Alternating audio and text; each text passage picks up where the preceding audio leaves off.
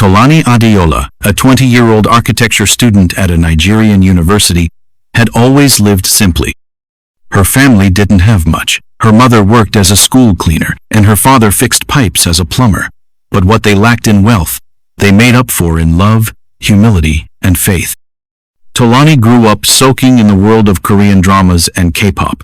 BTS posters plastered her wall, and her evenings were sacred hours of K-dramas and blushing over Korean actors with perfect jawlines. She'd whisper, "God, when?" to herself after each scene, knowing deep down she'd never meet a single one in real life.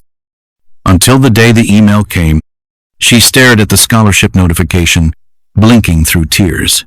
"You've been awarded a full scholarship to study architecture at Hanyang University, Seoul." Her heart nearly stopped. "I'm going to Korea?" Her parents borrowed money for her flight. At the airport, her mother hugged her with trembling hands. Her father wiped away tears he tried to hide behind a soft smile. "Go make us proud, our star." The flight was her first ever. She pressed her face against the window, giggling like a child. Seoul was real. It wasn't just in the dramas anymore.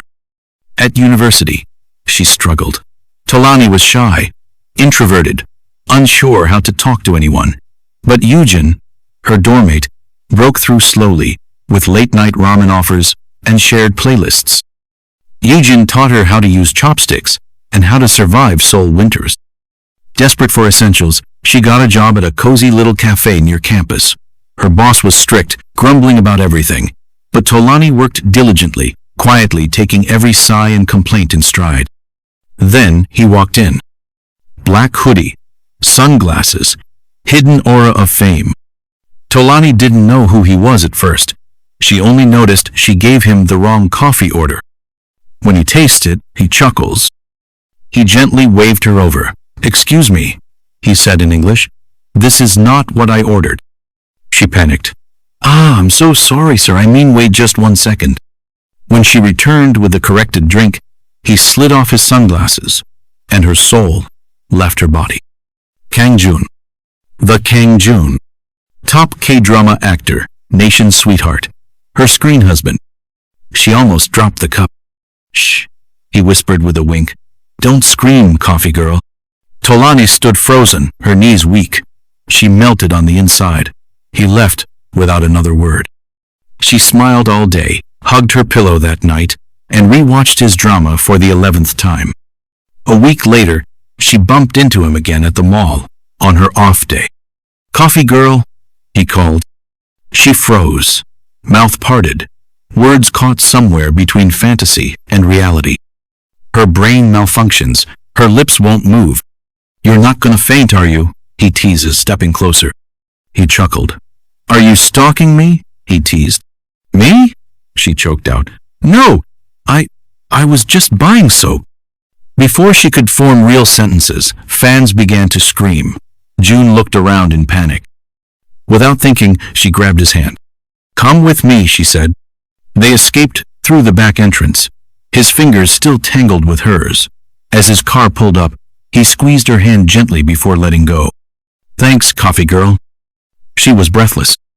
After that, he kept coming to the cafe, always in disguise, always when the place was quiet. Sometimes they barely speak, but when they do, "You always this quiet, coffee girl?" "I just don't know what to say," Tolani replied in a shy tone. "Good, then I'll do all the talking," he smirks, sipping his coffee. "You're pretty when you're flustered," he said with a wink. They didn't talk much, just long glances, quiet smiles, shared secrets in silence. Tolani found herself blushing every time their hands brushed. He once leaned across the counter and whispered, "I like the way you tie your scarf. It makes you look innocent." She almost fainted. But not everything was easy. Her boss was tough, and one day, her stomach began to cramp terribly during her shift. She locked herself in the bathroom, shaking and in pain. June was in the cafe. Her boss shouted. Tolani came out, looking pale and barely able to stand. "Can I please go home?" she asked, grinding her teeth and clutching her stomach in pain. "Go home? For what? Your shift isn't over," the boss yelled. She bit her lips through the pain. nodded, tried to finish the day. After closing, she walked home slowly, clutching her belly, fighting back tears. A sleek black car pulled up. "Get in, coffee girl." "I'm fine." "You're sweating and limping." "That's not fine." She hesitated, but the pain was too much. She got in. He noticed her shaking. "You're in pain. What's wrong?" She turned away. "Nothing." He narrowed his eyes. "I'm taking you to a hospital." "No," she cried. He sighed. "Then you're coming to my place." At his apartment, she was too weak to walk, so he carried her. He carries her bridal style. She almost faints from embarrassment. "Relax. I work out," he teases. "You're lighter than my gym bag." Cradled in his arms, she hid her face in his hoodie, heart pounding. In his guest room, she refused to explain the pain, so he quietly called his private doctor. After the exam, the doctor nodded. She has intense menstrual cramps. She just needs rest, warmth, and fluids. When he learns it's just cramps, he sighs with relief, but he doesn't tell her he knows. Kang Joon thanked him and returned upstairs. She was fast asleep. That evening, she woke up to a shopping bag beside her.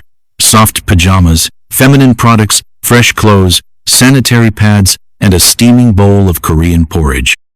He came in later with a heating bottle and placed it gently on her belly. She flinched. I'm okay." "I know," he said softly. "It's just cramps, right? I have sisters, remember?" She blushed furiously, covering her face with the duvet. "There's nothing shameful about being a woman, Tolani." It was the first time he said her name. Her heart skipped. "Why are you so nice to me?" she asks quietly.